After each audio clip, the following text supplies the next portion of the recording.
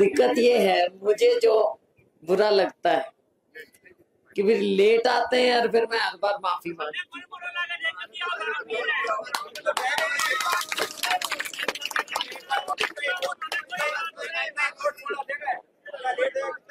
और फिर भी फूलों की बरसात कर रहे हो आप।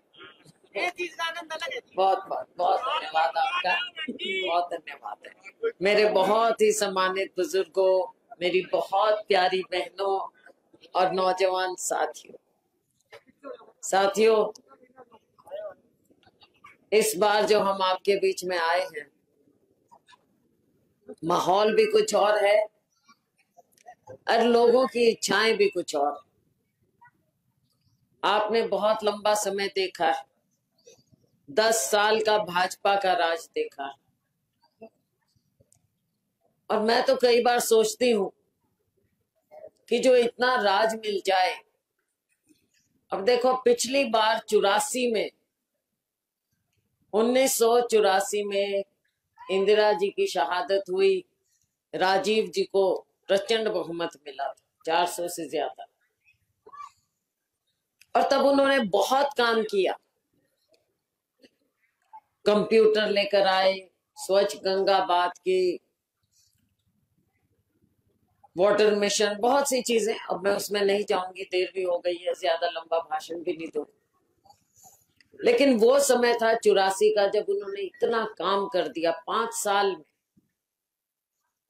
हम तो इतिहास में पढ़ते थे कि 5 साल में अगर किसी ने कोई काम किया था, वो शेरशाह सूरी था, वो बादशाह। और राजीव गांधी ने 5 साल में, अपने 5 साल में ऐसे काम कर दिए थे जो देश को आधुनिक भारत मिले।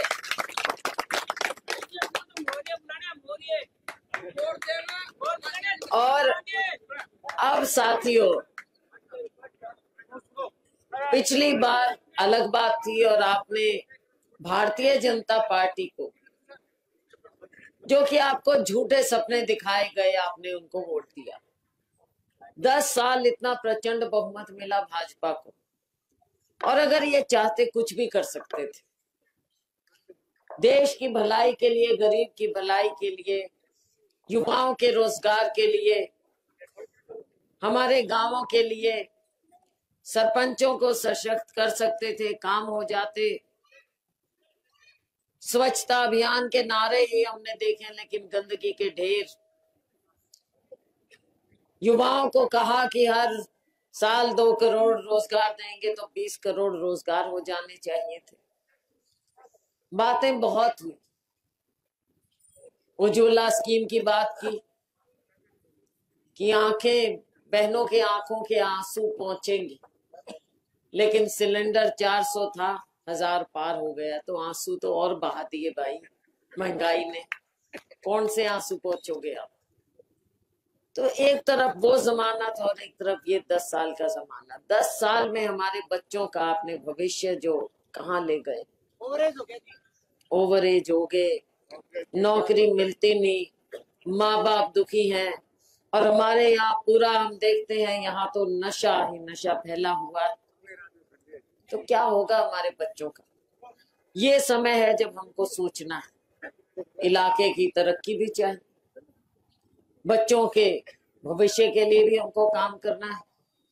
आज सभी लोग दुखी, हमारा गरीब है, दलित है, पिछड़ा है, किसान है, मजदूर है, महिलाएं हैं, हमारे सरपंच साहिबान हैं, सब दुखी हैं, कर्मचारी दुखी, आशा वर्कर है वो दुखी है। मुझे बताओ, सुखी है कोई? किसान सड़क पे, और उस पे लाठियां, उस पे गोलियां। तो साथियों, ये समय बदलाव का आ गया। हम आपको विश्वास दिलाते हैं कि आपका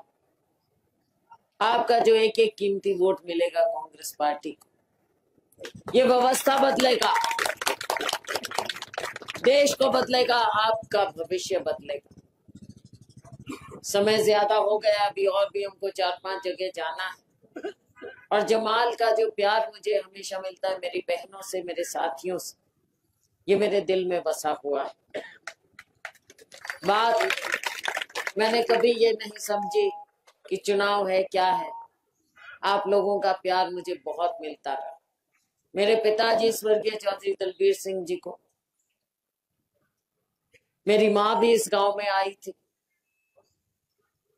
और मुझे बार बार आप लोगों का प्यार मिला।